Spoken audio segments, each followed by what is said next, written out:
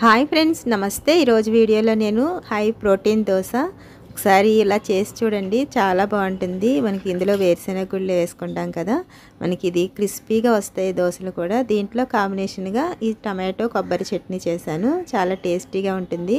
ఇది చేసుకోవడానికి నేను ఇక్కడ 1 కప్పు వరకు పెసలు, అలాగే 1 కప్పు వరకు వేరుశెనగ గుళ్ళు పచ్చివి ఉంటాయి కదా, అవి వేసుకున్నాను. అలాగే 1 కప్పు వరకు రైస్. ఇవి నేను ఇడ్లీ రైస్ వేసుకుంటున్నాను. ఒకవేళ ఇడ్లీ రైస్ లేకపోతే కనుక మీరు మామూలుగా రేషన్ బియ్యం అయినా వేసుకోవచ్చు. ఇవి వేసుకున్న తర్వాత ఒకసారి ఇదంతా కలిపి ఒక 1/2 టీ స్పూన్ వరకు మెంతులు వేసుకోండి. మెంతులు వేసుకోవడం వల్ల దోశ మంచి కలర్ వస్తుంది, బాగుంటుంది. అలాగే దీన్ని 2 సార్లు కడిగిన తర్వాత ఇలాగ మంచినీళ్ళు వేసుకుని దీన్ని 3 గంటలు నానబెడితే సరిపోతుంది ఫ్రెండ్స్. నేను దీన్ని 3 గంటల సేపు మాత్రమే నానబెట్టుకున్నాను. చూడండి, 3 గంటల తర్వాత మనకి చక్కగా నానిపోయినాయి రైస్, అలాగే పెసలు వేరుశెనగ గుళ్ళు కూడా మంచిగా నాని కదా. ఇప్పుడు మనము మిక్సీ జార్ తీసుకుని దీంట్లో మనకి ఎంతైతే మిక్సీ జార్లో సరిపోతుందో అంత వేసుకోండి. ఇలా వేసుకున్న తర్వాత కొంచెం వాటర్ వేసుకుని మనం దోశ పిండి చేసుకుంటాం కదా, ఆ కన్సిస్టెన్సీలోనే దీన్ని ఇలాగా మిక్సీ పట్టుకోవాలి.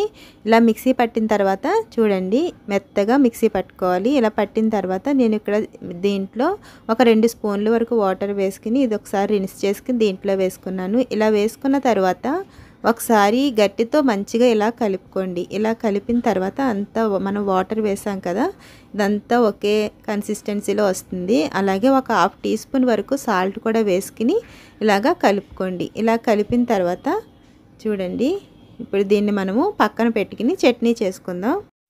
ఈ చట్నీ చేసుకోవడానికి నేను ఇక్కడ 2 స్పూన్ల వరకు మనకి మినప్పప్పు ఉంటుంది కదా, సాయి మినప్పప్పు, అది వేసుకున్నాను. ఈ చట్నీకి ఈ మినప్పప్పు వేసుకుంటే చాలా బాగుంటుంది. 1 స్పూన్ ఆయిల్ కొంచెం ఫ్రై అయిన తర్వాత వేసుకోండి.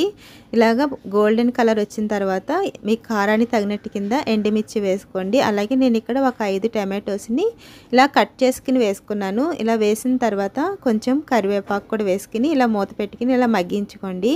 ఇలా కొంచెం మగ్గిన తర్వాత నేను ఇక్కడ ఒక 6 వరకు వెల్లుల్లి, అలాగే ఒక చిన్న కప్పు వరకు కొబ్బరి వేసాను. ఇది కర్ణాటక స్పెషల్, చాలా బాగుంటుంది. ఇలా టమాటోస్లో ఇలాగా కొంచెం కొబ్బరి వేసుకోవడం వల్ల టేస్ట్ చాలా బాగుంటుంది. కొంచెం సాల్ట్ వేసుకుని మళ్ళీ మూత పెట్టుకుని ఇలా మెత్తబడేటట్టు కింద ఇలా ఉడికించుకోవాలి. ఇలా ఉడికించుకున్న తర్వాత చల్లారిన తర్వాత మాత్రం మిక్సీ వేసుకుని ఇలా తాలింపు చేసుకోండి. చూడండి ఎంత మంచిగా వచ్చిందో, అంతే టేస్టీగా కూడా ఉంటుంది. ఇప్పుడు మనం దోశ వేసుకోవడానికి స్టవ్ మీద ప్యాన్ పెట్టుకుని కొంచెం 1 డ్రాప్ వరకు ఆయిల్ వేసుకుని ఇలాగా టిష్యూ పేపర్తో అయినా క్లాత్తో అయినా ఒకసారి తుడిచేసుకోండి.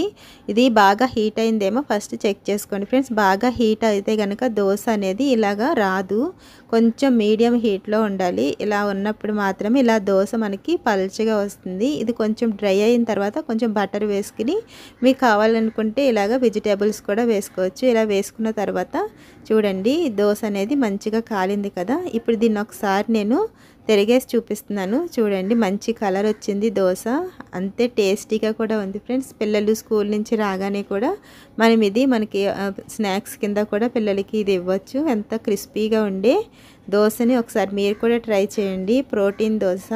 అలాగే ఇటువంటి దోశ రెసిపీలు మన ఛానల్లో చాలా ఉన్నాయి ఫ్రెండ్స్, ఒకసారి మీరు చెక్ చేయండి.